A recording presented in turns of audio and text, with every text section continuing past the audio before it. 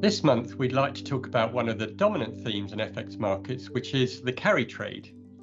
Now, if you remember, the carry trade works by investors borrowing in low funding currencies, those with very low interest rates, like the Japanese yen, and investing in higher yielding currencies, things like the US dollar, the Canadian dollar, and also the British pound.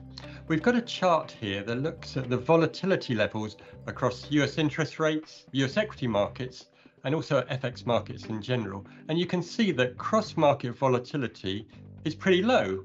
This chart here shows which currencies have the highest risk-adjusted implied yields, because it's no point having a high yield of a currency if it's very volatile. Investors wouldn't like that. And you can see from this chart, currencies like the Canadian dollar and the British pound have done pretty well. And at the other end of the spectrum, the Japanese yen has been the massive underperformer.